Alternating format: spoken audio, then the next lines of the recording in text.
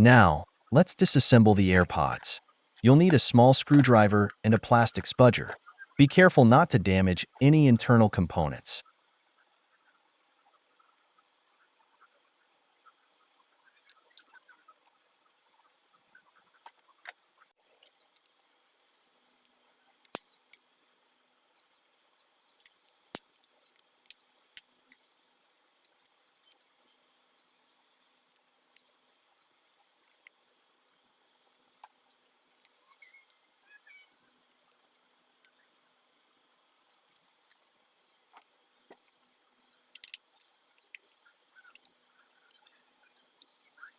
In next part, we will learn how to troubleshoot the issues from electronic circuit of AirPods.